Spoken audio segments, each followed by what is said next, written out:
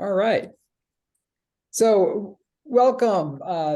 We haven't done a whole lot of online sessions so far this winter. There've been a lot of in-person sessions. I think this is maybe only our second online session. I thought this one would be really good, a good way to bring us back together online. We are going to record this, and we're recording it already. And tonight's focus is going to be the Emerging Neighborhood Center's vision. And Polly Branch is our artist in residence who's focused on that. And Wayne Leftwich is going to be our guest, and he is the assistant to the city manager.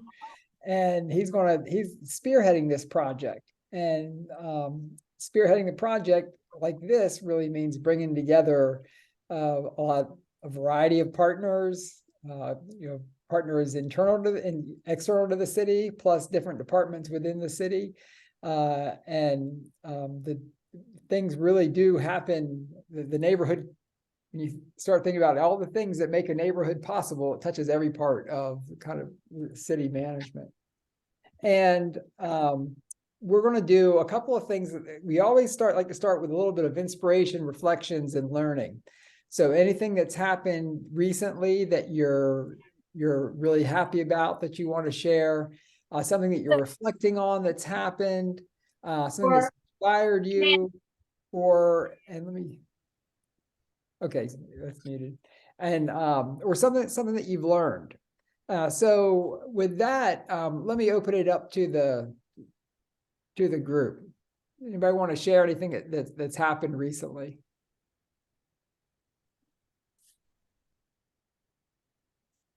Well, Doug, I have a story. All right, Wayne. Just real quick, I went to the I hope it fits.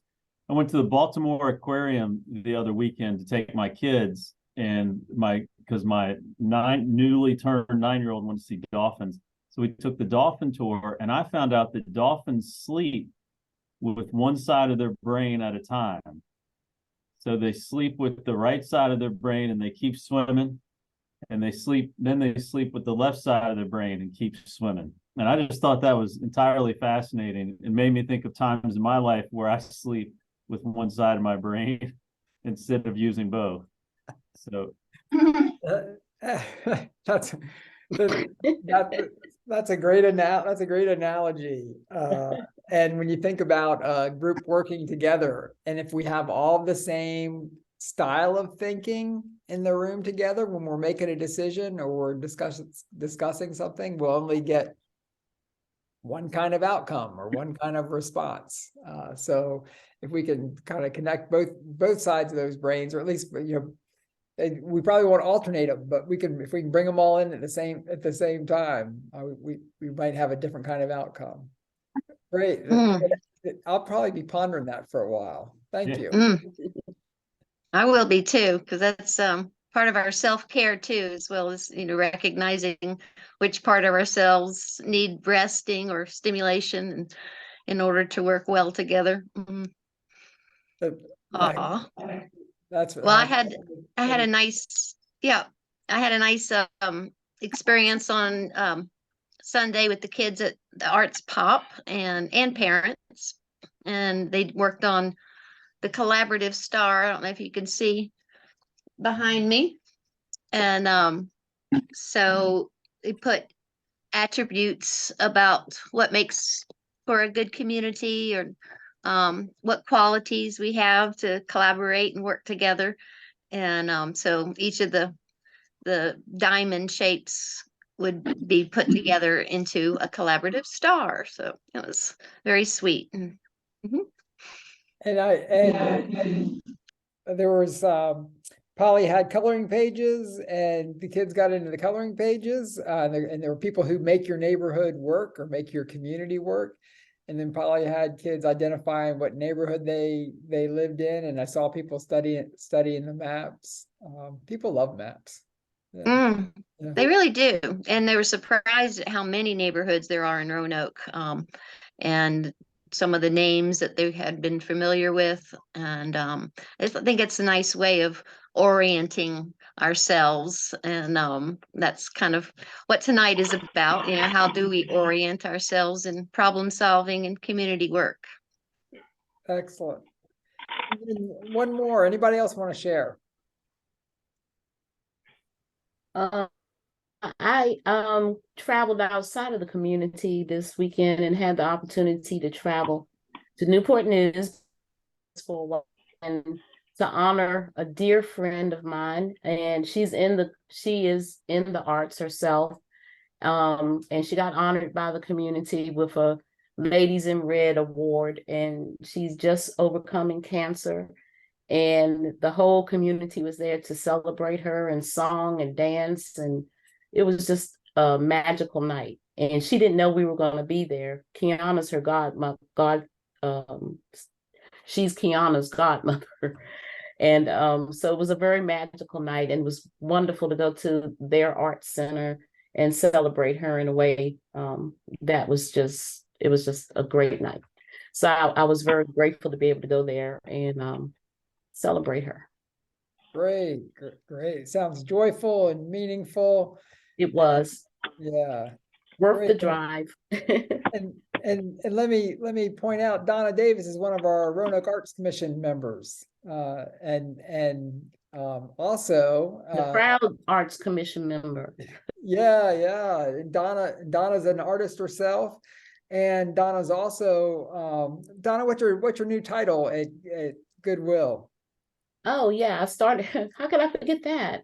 I started my new position at Goodwill this week, full-fledged, and it is Director of Special Projects and Events. And I'm very excited about the possibilities in the future. It's going to involve the new Melrose Plaza project heavily. And so I'm very excited about, community arts projects for that plaza and collaborations. Just looking forward to it. Great. Yeah. Exciting stuff happening. And I think we're going to dive into some conversation that's going to involve that. Great. That's why I'm here. Yeah. And then I'm just going to refer back to some conversation we had very early on in the Year of the Artist. We talked about kind of what artists bring to the community. And we're not going to list those things now, but I do want you to start to think for yourself for a little bit, kind of what artists bring to the community. And with that, we're going to step into the conversation. That's kind of a little prompt in general, and let's talk more about some specific things. And Wayne is a planner, and I love walking into his office because he has books on cities and planning, and I engage in the world often through books. So I have a hard time. He probably thinks I have a hard time connecting with people because when I'm in his office, I'm usually like just have my hands on books and looking down at them instead of looking at him. But I'll try and be better that way. But I think a lot of Wayne, and we're really happy he's going to take some time and talk with us about the Emerging Neighborhood Centers Vision report. And let me stop the share. And I will turn this over to you. And let's see if you'll find your name on this.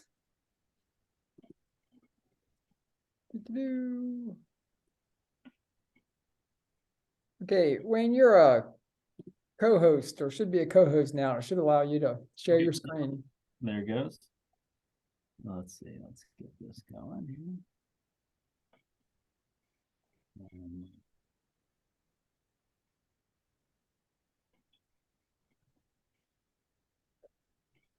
All right. Can everyone see the slideshow?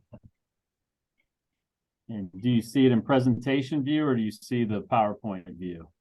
It looks clean and beautiful. One big Perfect. picture. Good. I never know when that works exactly. Sometimes so. As Doug mentioned, we're really excited to start implementing this neighborhood centers vision plan that we had created just really last year, working with a consultant firm, Downtown Economics. And this idea came from our comprehensive plan, and really the comprehensive plan before that. Our previous comprehensive plan, Vision 2020, had a focus on neighborhood centers, or what we called then village centers. In our current plan, Roanoke plan, City Plan 2040, had a focus on complete neighborhoods, which it described that every neighborhood should offer a wide range of housing options within a close proximity to commercial areas that provide services, retail, restaurants, schools, childcare, places of worship, parks, and open space. And then it talked about neighborhood centers, that a complete neighborhood needs one or more centers containing a mixture of high density residential uses and neighborhood commercial uses. These centers serve as the focus of neighborhood activity and may vary in size and scale. So it's pretty strong. It actually was, neighborhood centers was mentioned a couple different places within City Plan 2040. And we know we have a good history of neighborhood centers within the city of Roanoke. As a matter of fact, I think that's part of our secret sauce, is that we have these existing neighborhood center areas within many of our neighborhoods. And so we began the plan by looking at 3 successful areas that are currently successful. And then we looked at 4 that we want to sort of replicate that success into the future. And ultimately, we looked at 5, because we won't talk about it today, but we also looked at the Gainsborough area as well. And that plan should be completed relatively soon. So when we look at some of the existing neighborhood centers, and this will help you get an idea of what we're talking about. Many of you are probably familiar with the Crystal Spring area over in South Roanoke as you get close to Carilion. It's an existing neighborhood center that serves that neighborhood, and it has some unique features that sort of make it special. You know, there's benches, there's sidewalk, there's a comfortable planting buffer, there's diagonal parking, there's area for tables. And then we look at Grandin Village, which of course has a great theater, some historic architecture that lends itself to that area, but also some work the city did with some of the bicycle parking, the road diet that was done many years ago, some of the paving details when we established the parking area, and then even some of the multifamily near that area that serves that area, and then some of the street trees. And then more recently, we've seen a growth in the Wasena neighborhood center area with some of the same amenities. We had street trees that were supported by the neighborhood association. We had some of the bright colors of the facades with some of the facade improvements and some of the signage that really brought that area to life. And although not pictured here, this was driven in a lot of ways by the redevelopment of the ice house and the apartments that went in there, adding rooftops to this area. So the consultants looked at those 3 areas shown here in sort of that blue teal color. And then they looked at 4 other areas, and then ultimately Gainsborough as well. But we're going to begin by looking at 9th Street over in Southeast. They also looked at 11th Street Northwest, 24th and Melrose, and then the West End area, where 13th Street turns into Campbell and Patterson. And I'm going to spend a little more time on 9th Street tonight, and then I'll quickly show you some of the others. But this will give you a sense of the detail that they did with their work. They looked at 9th Street and really looked at a pretty specific area right near Bullitt and Jameson, and even divided that into 3 different sections. And this is what that area looks like today. You've got a Hardee's and a pawn shop, CVS, pretty big intersection. And again, this is some of the existing businesses: Papa John's, Hardee's, T-Mobile, CVS. And so as the consultants looked at 9th Street, they realized, and they also, I should back up and say, they did do some economic analysis. So one of the things that they add to this vision study is they did look at some of the numbers to try to get a sense of what would work in this area. And they really felt that personal service and community care would be things that would work here. And I'll skip through some of that. Some of the things they talked about were business opportunities like shoe repair, alteration, sort of personal services like that. And then things, again, like barber, beauty salon, but even a dance studio, IT repair, coffee shop, and businesses that would employ young folks. And they looked specifically at different areas. So they looked at opportunity 1, And again, to the right, you'll see some of the existing buildings in this area.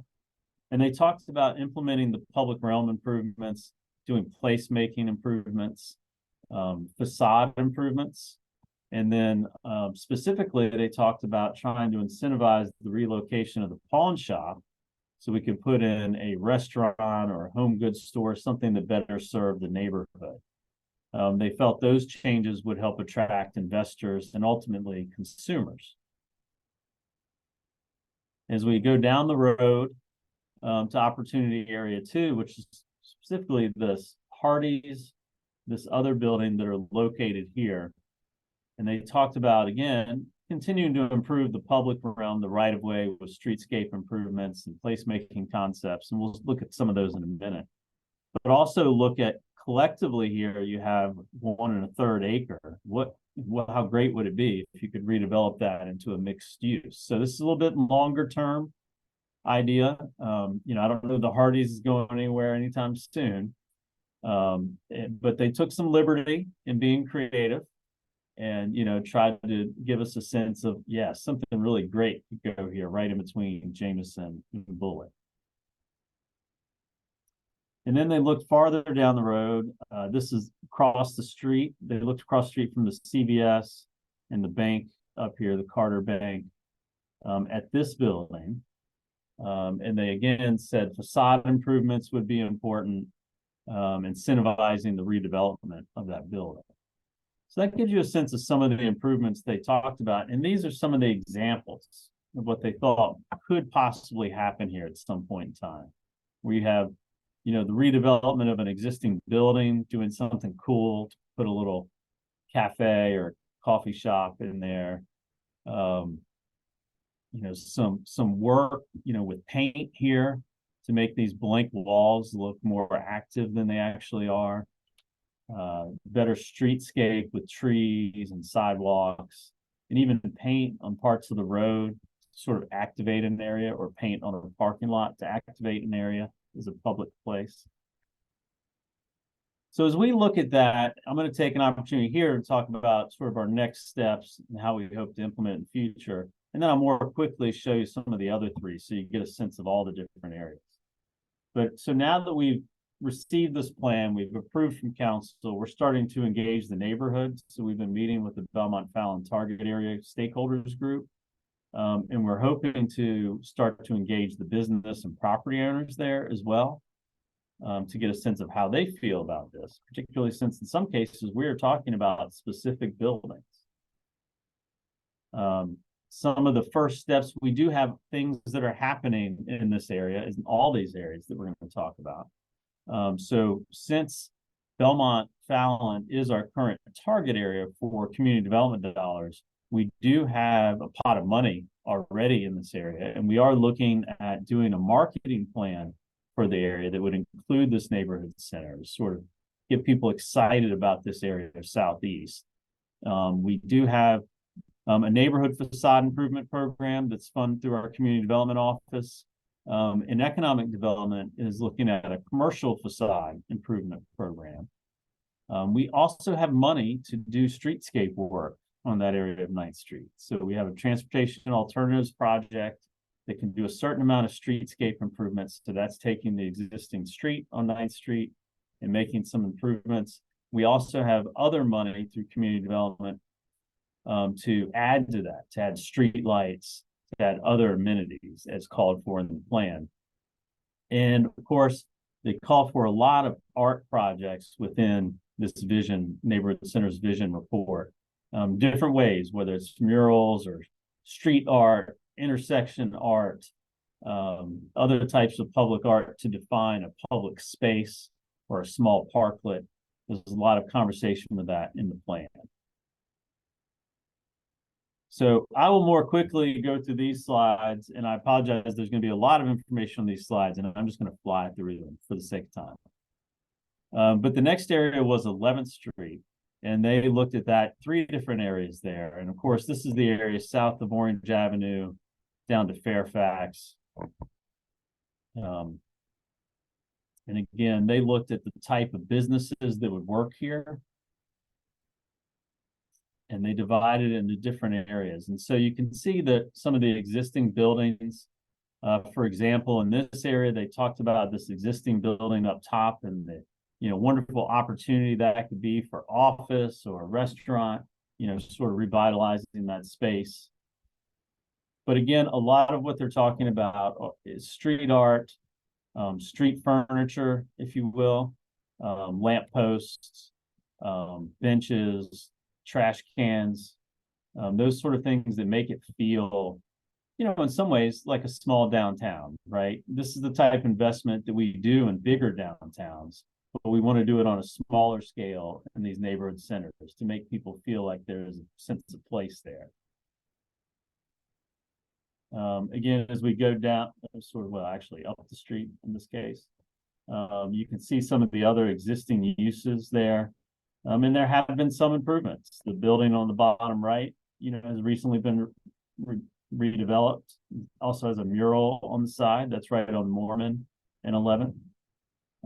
So we would want to continue some of that work. And again, some of the other area closer to Orange, where you have a gas station and advanced auto, other auto uses. I will skip through some of that. We will move over to 24th and Melrose. This is over near the Goodwill that was mentioned earlier, and we'll talk about that in a moment. They begin this area by talking about Opportunity Area 1, which is along Melrose between basically 22nd and 24th. And fortunately, a lot of the things they talk about doing, we've done some of that most recently. So this area was our most recent target area before we moved into Southeast. And we were able to do some streetscape improvements. It's hard to see here, but these are all street trees going down here. This is a new bus shelter that Doug helped get us some really great artwork for. It's hard to see in this particular picture, but it's really well done. And it really complements some of the existing businesses on this stretch, and sort of makes it start to feel like an intentional commercial area as opposed to just a corridor or strip. One of the things that I recently noticed with the neighborhood vision strategy that the consultants did is they specifically called out doing landscaping around this electric facility, which is at the end of 24th Street. And so I thought that was a good little add-on. There's some nuggets in there that the consultants put out, and finding ways to landscape this so we better hide it from the area and from the neighbors. Another area they talk about sort of across the street from the Goodwill is this area here where we do have some existing businesses like the Screaming Vegan and some others. But they talk about, in long term, taking that and redeveloping this as a part of a public-private partnership, redeveloping all three of those lots into a development that also includes a lot of public space. And so they give examples of that here. And of course, they talk about this area along 24th, which, although not penciled in here, would include the Goodwill. And one of the first things they talked about was attracting a grocery store. And of course, as was mentioned at the beginning of our meeting, we have a recent $15 million investment that's happening. $10 million of that is the American Rescue Plan Act funding from the city. But that's going to create a Northwest hub that's going to feature a grocery store, an adult high school, a wellness center, and a bank branch as part of that Melrose Plaza. So that's very exciting. And I think it does meet some of the things that they started to talk about within the plan. They also mentioned constructing a small gym, so that may be something we try to look at as we go forward. And again, they talk to sort of the placemaking things, street furnishings, artwork, street lamps, painted infrastructure, and streetscape improvements. So. And then finally, we'll move over to the West End. And again, I am going quickly, but I'm happy to go back if there's any questions about any of these areas in particular. But they looked at this area and they began up top along Patterson, where you have the West End Center here, Freedom First Credit Union. Leap just established their food hub here, which oddly enough, in the first draft of their plan, they mentioned the need for better food access in this area. And I said, well, there is a farmer's market here every Tuesday, and there's going to be a giant food hub here in just a matter of months. And so we sort of already crossed that one off the list. But as they looked at this area, they talked about this intersection with Patterson and 13, and they talked about 3 parklets on 3 different corners of the intersection, which I thought was very aggressive. They really supported this idea of parklets throughout the neighborhood centers, and they mean that to mean relatively small, but areas where people can sort of have a seat, just small little green areas with a bench, perhaps. So very small little park areas. They talk about facade improvements. And again, as we move down the street, they talk about sort of some creative conversion of some of the buildings. You can see sort of the existing streetscape here, and then some of the ideas that they offer in the bottom right, where you have these kind of neat little buildings that have been adaptively reused. And then as we go down, really, this is really about connecting farther down and continuing the idea of the street work. And so that's the short version of a lot of information. And I wanted to leave time so we could talk back and forth. And first, I'll see if there's any questions directly about this while I have my slides up, and then perhaps I'll cut the slides so we can all just talk about ideas or questions about going forward.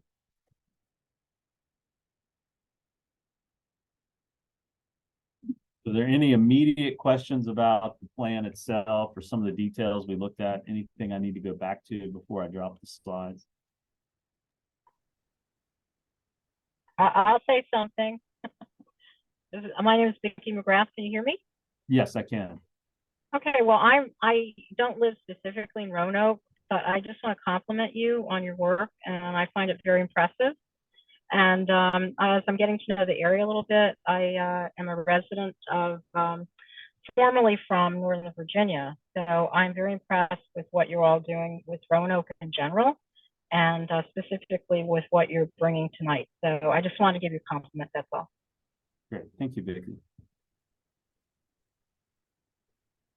I'm going to go ahead and stop share, but we can go back if we need to. But sometimes it's better for conversation if we're not all staring at big blank white space screens. Hi, Wayne. This is Donna. And of course, I'm excited about what I saw on the screen. It's just playing right into what we're looking to do in that neighborhood. And, continue what you've already started down the street near the Tribune. I like those bus shelters, and, we want to continue that vibe all the way up the street. So looking forward to having some conversations and collaborating with you all on that.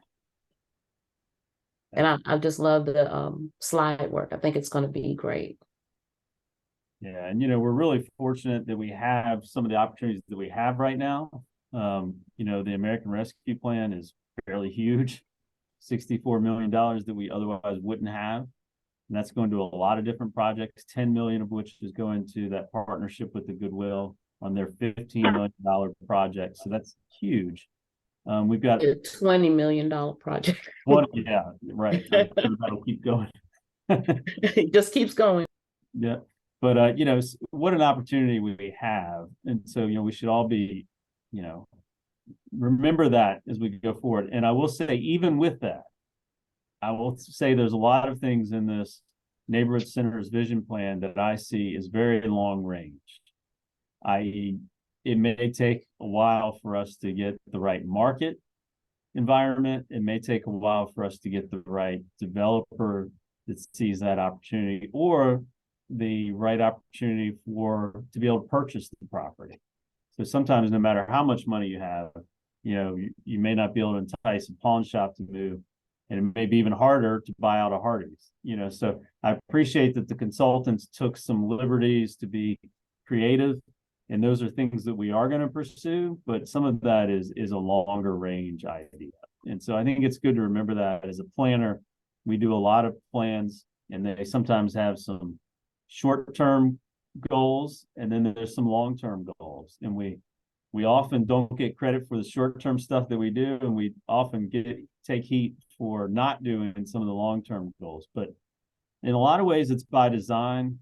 As a planner, as a government worker, our job is to set the stage, and a lot of times for either public-private partnership or, quite frankly, just a private transaction. So we want to make it easy for some of this development to happen.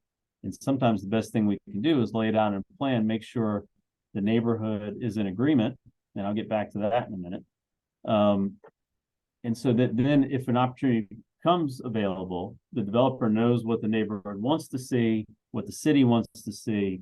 Hopefully the regulations are in the right place that they can do that, and so they can come in and make that happen. And I will back up to the neighborhood piece. Keep in mind also that when we enlisted the help of this consultant, in the 4 neighborhoods that we saw today, they really did not do any neighborhood engagement. So we informed them on some of the neighborhood conversations that we've had. So they had some background generally of where the neighborhood was and some of the issues. But it is our goal now to sort of go back out to the neighborhoods one by one and continue having this conversation. And so things may change as we have a deeper conversation with the neighborhood. In some ways, we've had different conversations with different parts of these neighborhoods over the years. And so we know some things, but it's still good to continue that conversation now that we have some details to talk about. One of the questions that I've had posed to me was, why is it called a plan? Because that sounds like it's a already done deal or already worked out. And so that might be something you want to remember to bring up with people, that it doesn't really mean it's already planned. Right. And I will say we called it a vision plan. And so the idea is this sets a vision. And when I met with Southeast, I specifically talked about this being very conceptual. And I use that term a lot. Because again, particularly in Southeast on 9th Street, it talks about private properties that we don't have any connection with at this point, so it's still a little bit of a jump there. So we still have to get to that point. Yeah, it's wonderful and fascinating and such an opportunity here that Doug's providing us and other citizens as they tune in to see these kind of behind the scenes, or once seemed to be in the past not as available or talked about as easily. And so I'm excited that we're having these kind of group discussions, questions. Definitely. And it's very helpful to make sure that you guys are aware, because you probably saw, and I was just giving highlights of the plan, there's a lot of talk about art in the public space, how to create public spaces. A lot of times that includes art. So art was not missed in this plan. So I think with these neighborhood centers, that's a big part of what we want to see and what we have seen in our more successful areas. So I'd like to just chime in a little bit about the art part, because I feel like just broadening the idea of what that means, besides just murals and street sculptures, that includes actual living artists. So having these spaces activated by musicians and poets and performances and busking, to make those spaces attractive, to be interactive, to have events for kids or demonstrations, because that's really what is going to make it more lively, to have people there. And I think when you bring, not only would you be actually paying artists, because the idea that, we want to have art in these places, you got to have artists, and artists need to make a living. So that needs to be part of the plan. How do we support the artists that are going to be creating the art, not just a one-time thing of bringing somebody in to make a mural or to paint a wall, but who's living in this neighborhood that's an artist? How can they be continually connected, the neighborhood, with your plan and with the city, So there's like a communication through the artist, not just the finished product. Yeah, and I agree. I think a big part of it, and quite honestly, I don't think the consultants did it justice. Is the idea of programming these spaces. They talk a lot about placemaking, but very rarely did they talk about what that programming should be. I think it's a flaw of their plan, but it is something we are going to add because I think in a lot of ways that's what they're trying to say. They just didn't do a very good job of communicating it. I mean, you create these. They kept talking about parklets. I mean, I think what I really see when I read that is, areas for public space where we can have some of this programmed activities, and it could be big, it could be little. I think of, Raleigh Court and Grandin Village, where you have the church space there that has that little outdoor circle area, if you will, that the theater companies often use and put on a production, and some of the other work that happens there, the tree for the neighborhood that goes there, that sort of space is really important. And that particular space isn't even public, I mean, it's technically private, it's just open to the public. So I think that sort of partnership is important to create those spaces. And then programming, I think to your point too, which is really strong, is, can we use some of the, local residents to help us do that and be involved? And that's certainly what we hope to do as well. A lot of storefronts, we hope that we have, small businesses that come in because we will need that, quite honestly. And so hopefully we can get the neighborhood involved in that. So. I have something I wanted to say. When I saw the email about this meeting, about neighborhood connectivity and how neighborhoods are all connected to each other, I decided to attend because of what I saw on my walk home from the Taubman. After I was there at the Taubman on Sunday, I decided it was such a beautiful day. I had one errand to do, and then I would just walk home, which took me all the way from downtown, all the way around to the Wasena area where I live. And I met no fewer than 6, 7, maybe 8 people, all sleeping in doorways, camped out beside dumpsters, all displaced people just trying to shelter from the sunshine or catch a nap. And when we look at a city as a whole, we look at the businesses, we look at the residents, and we have to look at the people that have no place to exist, no place of their own. We've seen a lot of great things in the city, but we've also seen opportunities for them to shelter somewhere disappear, with the Ramada being gone and with the Trust House being gone. We have a large migratory population that moves all through these neighborhoods from one place to another, and their places where they can simply exist as human beings are disappearing. And I was hoping to see some provisions made for places where they can have bathrooms, water, shelter when it's really bad. Yeah, and of course that's a huge problem. Probably one we can't go into in depth tonight. But I will say, I mentioned, the giant pot of money that fell from the sky that we're fortunate to have. I mean, we are spending a lot of dollars on trying to do some good there. But quite frankly, it's still a drop in the bucket.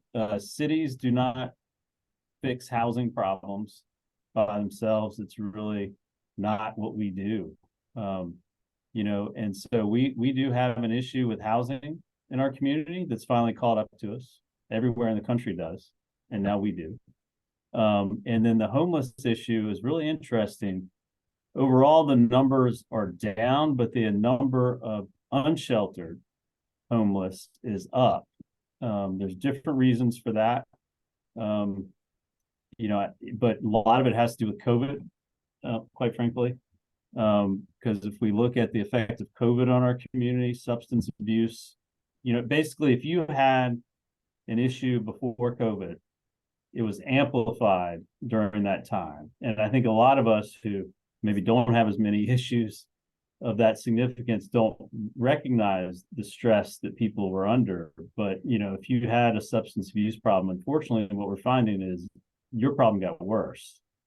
And that's just one example. And that's true across an array of problems that people have to deal with. And so we're seeing that homeless issue is an issue. Now, the Ramada, was relatively short-term used for homeless. And a flood within a floodway, so it's not a long-term solution. And the trust house, of course, is unfortunate, and we have been looking at that. And most recently, we have a home ARP money and ARPA money that I think collectively we're talking about $5 million being used specifically for housing people that are homeless.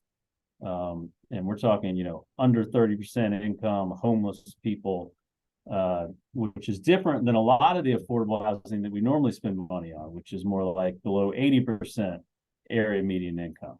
So, so there are some things happening, but it won't solve the problem entirely. So it really will have to be a community-wide effort at some point, and it's something we're continuing to get, I think, a handle on as a community. And it's not just us; it is everywhere. Every city is having the same issue. There's some questions in the chat, and I haven't been keeping up with that. Wayne, I asked one question in the chat and appreciated, I think it was Julia's comment that it seems like it's not overly focused on gentrification like other redevelopment plans. And I was just curious if you could speak to some of the strategies you think are really important for preventing gentrification and displacement of existing residents in these neighborhood centers. Yeah. So I personally don't like the term gentrification because I think it gets confusing. In some ways, people do like improvements of their neighborhood. They do like improvements of their neighborhood centers. What they don't like is being displaced from where they live. And so I often talk about the issue really being displacement. Now, I know gentrification is a bigger word, but I think to answer your question about displacement and how we can prevent that, I think that goes back to some of the housing work that I mentioned earlier. The city does a significant amount of rehab of existing housing. I think that is probably the number one way that tool that we have that helps people stay in their house, because the majority of people that we are doing rehab work on their house, and this is paid for rehabilitation work of their house. The majority of these people are older people who are on sort of a fixed income at that point or getting close to that point. And, that there's a real likelihood that if we improve the area and prices go up so much, they may end up moving out of their house. Now, that's particularly if they're renting. That's a whole nother issue. And one of the things we're trying to do better is create more affordable rental units. But to this point, and it'd be interesting to see because it may be occurring more now. But for example, at the point when we were working on our city comprehensive plan, we actually did not have a huge displacement issue within the city of Roanoke at that time. But rents have since gone up year after year after year. And so we may be seeing that in areas like Old Southwest, where, the rents have gone way up. And so it'd be interesting to keep looking at that. It's a tricky area because we do want to improve our area, and housing market has its own dynamic. And that's really where renters get pushed out. And then sometimes even homeowners, particularly when they're older, get pushed out. Sometimes they get stuck in different scenarios, reverse mortgage and likes. But so I don't know if I answered your question. I think it's not a single tool. It is lots of different tools. And I think one of our more important ones is some of the community development work we do with rehabbing existing houses.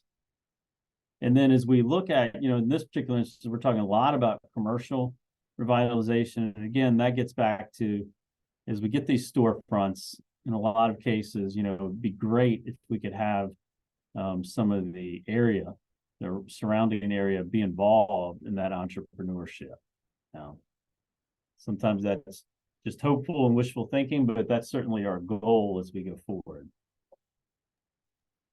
And I think that's part of the feeling or opportunities that this artist group has been trying to look at, as far as what types of questions, how do we look at situations in new ways and possibly come up with solutions, new solutions than have been used in past patterns of municipalities, and how is the individual welcomed to be involved and to come up with some creative collaborative methods that may not hike up everything, all the prices, that may keep it a little bit more safe for the neighbors, and to match up the assessments of planners with all the years of asking the neighborhoods of what they need, so that we actually, so that it wasn't just in jest, but true matching up needs with opportunities. Yeah. Oh, I got it. Yeah. So that's, I guess another question is like, how does an individual feel like they can participate, or can an individual look as to how they could work with a nonprofit and with a contractor, and maybe put together their own plan for an existing building, for example, or one of the suggested retail spaces or business areas that that the assessment plan indicated. Well, and I'm getting some feedback, maybe from you, Polly. You want to mute yourself real quick? Okay. Sorry. So again, that's why, we put together these plans, is to try to hopefully inspire some investment in these areas. And, sometimes that is done by, relatively small individual or a small group that does it. We saw some of that in the West End area in the past when it was our target area. We ended up inspiring a few investors in that area that, began to invest in housing, tried to do some commercial spaces. And so, that's what we want to continue to do with the plan, is, kind of create a way for people to move forward with that. Historically, if you are someone just generally that wanted to be involved, we would say get involved with your neighborhood association. That's less and less a tool, unfortunately. I'm hoping that we somehow cycle back to that a little bit, because it is really a great way for people to work with their neighbors to try to get things, political leverage, or, to be involved in things. But I don't know where we're going with neighborhood associations. They've continued to fall by the wayside, ever since I've been a planner. So, so nearly 20 years now, it's sort of less and less an issue.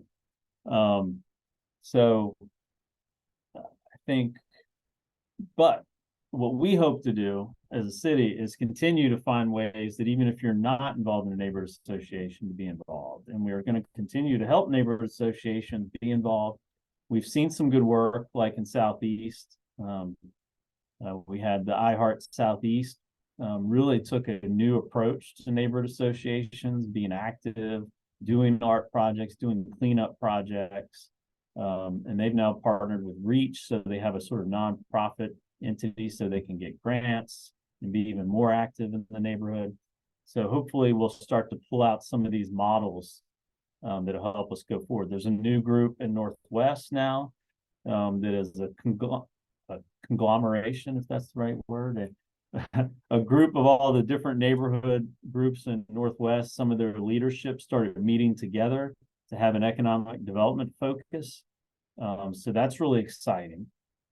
So hopefully there'll be more new ways to be involved. And I think as we go forward with these plans in particular, my hope is as we get into them more, we're going to have more of a web presence, start to make sure we're doing some outreach to the community so we can get some input in different ways.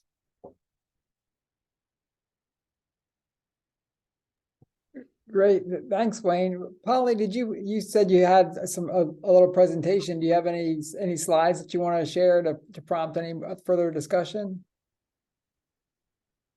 Oh, you're on mute. We've covered a lot of the questions that my my slides were asking.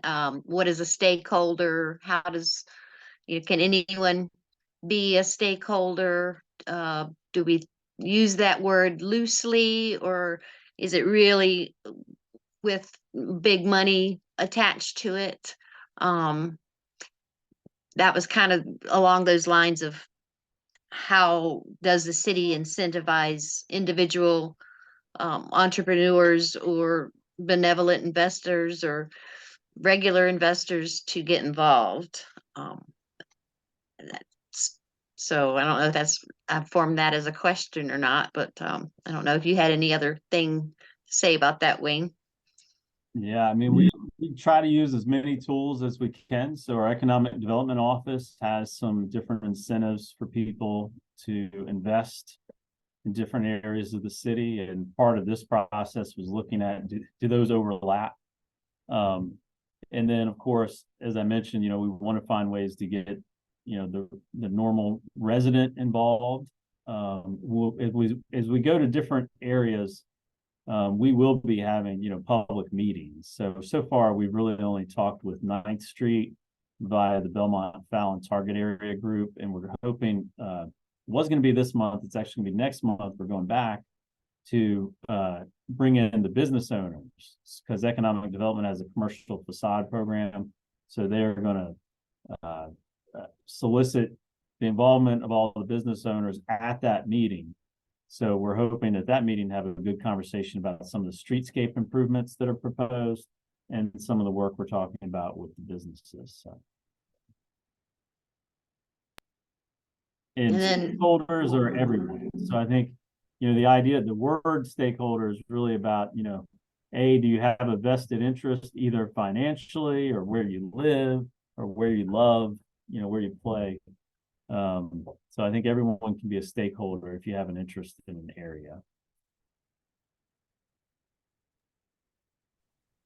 Excellent. And I guess other questions were similarly answered regarding small businesses or minority-owned businesses or African-American businesses in particular neighborhoods that have felt a little bit more neglected and have the definite abuses from legacy, and how these kind of new ways of planning can provide avenues of participation and fulfilling some of those needs that have been neglected, and that this group has been, as well as Roanoke citizens in general, with the 2040 plan, has acknowledged the history in Roanoke, and that we can get closer and closer to being an example of how we do make these decisions of repair, and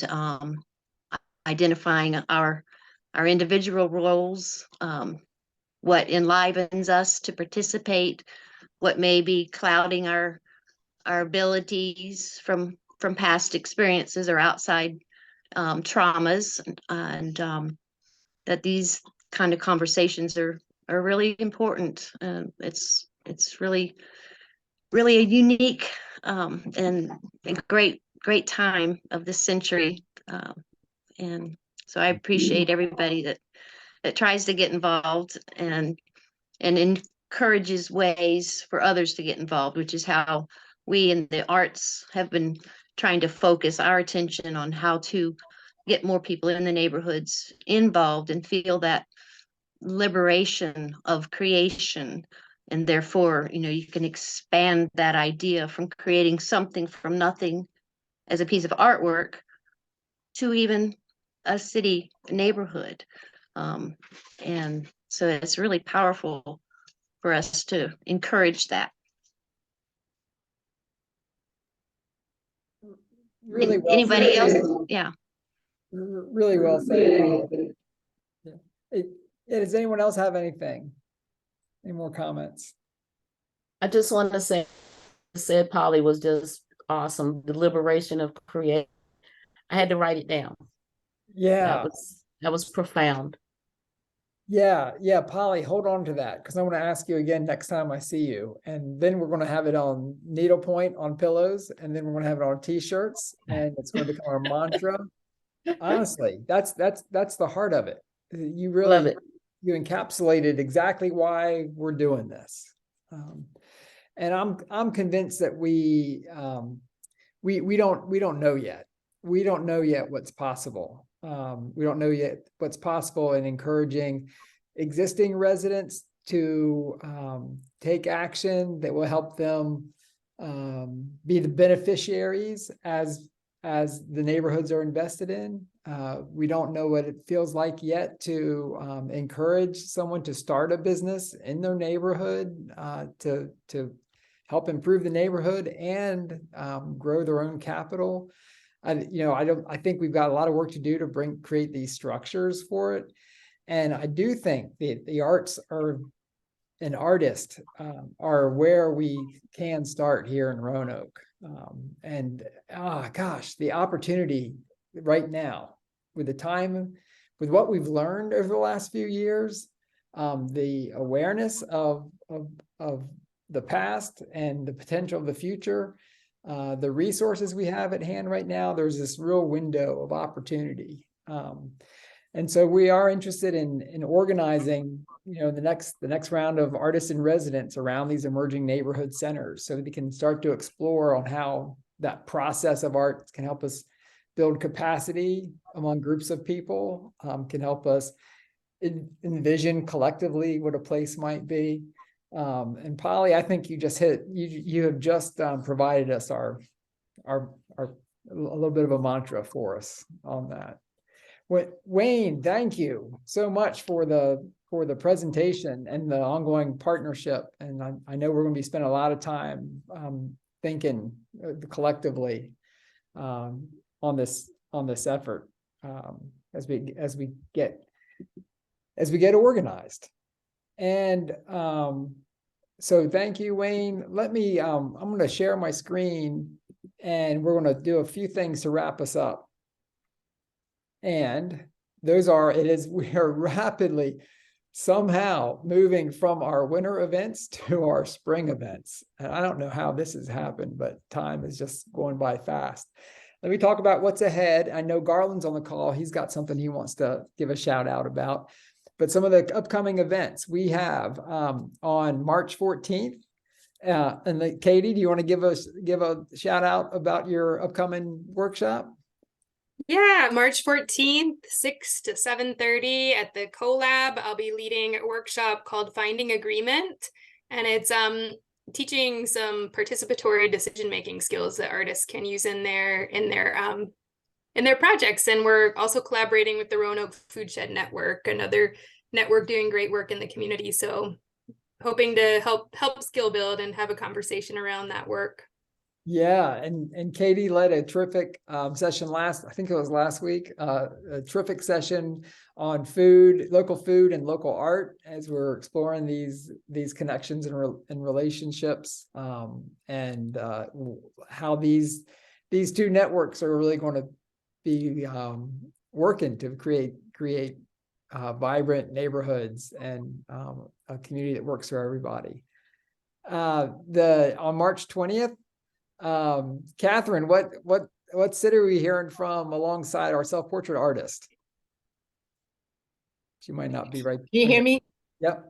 Okay, great. We have this, it'll be Opole of Poland, and we have 4 artists. So I think as we've been doing these, it's gotten more and more, we've gotten a little momentum. So we have 4 different artists. I won't go down the list. You'll have to come and see it, but I will probably put something out there just to welcome them and welcome everybody to come see the self-portrait project. There's so many people that still haven't seen it, and it's such an amazing exhibit. So I really appreciate that we get a chance to share that together. It really is. And at the last one, we had about 20 people who came, and the two artists just, oh, I just want to bottle their messages. They were both so good. Rosemary and Mr. Stallings, art teacher. I agree. Yeah. And then on March 22nd, like a couple of weeks ago, I got to dance with Catherine and Polly and Pedro. Pedro is leading on March 22nd at Berglund Center. We're going to try and get a bunch of us to go where Dance Espanol is taking over the stage of the Performing Arts Center at Berglund Center. And that's with many of the fourth graders, all the Title I schools, the fourth, if I have that right, Title IX, Title I, I get my numbers backwards. Many of the elementary schools in Roanoke, the fourth graders have been working this year, learning Spanish, talking about mental health as fourth graders and what makes them stronger. And they've been learning dance, and they will collectively, it's so powerful. I'm really hoping like a lot of you will come and we'll head out. Are you a dancer? Yes. Yes. We cannot wait to come see you. We're looking forward to it. Excellent. Excellent. It really is a special night. Yeah, we can't wait. And then let's see, Catherine Schnabel is going to do a session on the reflecting and finding meaning in your projects, the projects you're working on now. That's going to be a great workshop. We're not sure if that's going to be in person or online yet. Soulbox, Jane, you want to give a plug for Soulboxes on April 4th? She might not be right at the computer, so I won't. Yep, I'm Okay, right here. Great. All right, so Soulbox Project, you can find out more details about it, soulboxproject.org. And it's basically a project where you make origami boxes for individuals who have been killed or maimed by gun violence. Over 200,000 have been made so far. Roanoke is joining the project with an exhibition at the School of Medicine in June for Gun Violence Awareness Month. April 4th, I'm going to be showing you guys how to make soul boxes. So maybe you can incorporate that into community events with the projects you're doing, or just to raise awareness about it so folks know it's happening. And I'm happy to come anywhere and facilitate making boxes for a little session. And I guess that's it. Great. And we're going to have that at the Envision Center, the Housing Authority's brand spanking new, the kind of one-stop community space for job training and workforce development, youth activities, mental wellness, resources. And then April 15th, the Daisy Art, that's the big day. April 15th, Daisy Art Parade. We're not going to have an event on April 11th because we're all going to be getting ready for the Daisy Art Parade, which will be happening going from Gainsborough to the Taubman Museum of Art midday, their parade time of noon. And then Garland, you've got another, I didn't know the date of your project, but you've got a project you want to tell us about. If he's there. Garland, you there? Yes. I am doing, sorry, I had to try to find the mute button. I am doing a project with the Fashionista Roanoke, my organization. Is doing a project of an event with the Taubman Museum of Art, June 2nd, late night celebrating fashion, and more fashion. So it's going to be a 4-hour event. We have some great entertainment. The House of Ninjas coming down from New York and LA. If you want to know who they are, I suggest you Google them. Also, we're going to have drag queen performers, and we're going to celebrate all things fashion. And we're looking for artists, creatives, and designers in the community to come together to create a wearable art piece that we like to put in the show. And it can be made out of fabric. You can work on your own individually, or you can partner with 2 or 3 other people. But we're encouraging all the artists and creatives and designers in the community to be a part of this exciting event. Hey, Garland, I was just talking to an artist today that wants to do appliques and art to wear. So I was inviting her to be part of this. And where does she, how does she participate? How does she sign up? She can you can sign up by going to our email address, that's fashionistarona@hotmail.com, and she can go there and just give us her information, her contact information, and then we'll contact her and we'll get her in. And that's going to be a grand prize for the for the artists as well, too, one of the artists, for your participation. But we want y'all to be creative, think outside the box, just go for it and have fun. And what date is that? It's Friday, June 2nd at the Taubman Museum of Art. It's part of their late night series. They do the first Friday of every month. Okay, one last question. When is the deadline to get their applications in or their ideas to you? Yes, you just need to submit your ideas. April 2nd will be that's the deadline to submit what your concept is going to be. And then after that, as far as having your piece submitted, it's May 19th, at least 2 weeks prior to the event. And then we just go from there. Great. Wonderful. Garland, we'll put this in the newsletter the next few weeks leading up to your April 2nd deadline. Just send me a blurb or your flyer for it, and we'll get that in the newsletter. Thank you, everyone. Appreciate it. Great. Thank you. Does anyone else have any announcements before we log off? Kelly. If I can unmute. The Roanoke Symphony Orchestra is doing a project where they have the painted violin project, and it is shortly to go live. They're raising money to help support young people taking up music and strings in the community, and that show, along with the Masterworks concert, I believe this is the 25th. So that's in there somewhere. Is that this month, 25th of March? Is that when it starts? Yes, it's coming up very soon. Oh gosh, it's coming right up. Yeah. And that is a terrific project. They are finding that they're seeing it in the schools and across organizations that kids like everybody, kids have untrained themselves in participating in a lot of these programs, and that's been a real pride point in, say, like Roanoke City Schools and the work that the Roanoke Symphony Orchestra does, like the string programs. So we really do want to put some extra energy, like at this time, to getting more participation and provide more resources for those programs. Yeah, and that's the one that I'm involved with right now. So that's where my energy's going. Right. Are you painting a violin? Yes. All right. I can't wait to see it. Yeah. Okay. Anybody else have anything? And I know John's got a workshop coming up. John, your next workshop's downtown at the main library, right? Yeah, that's right. All right. And what are we going to learn there at the workshop? All about 3D printing, the processes of it, and turning a 2D drawing into a 3D model. Hopefully, we get the PC plugged into the projector this time. Well, I attended one of the workshops. I really enjoyed watching the adults who wanted to learn about 3D printing and the kids who knew all about it. It was a great mix. Improv, it really is improv, depending on the audience, what we're going to talk about, discuss, and learn.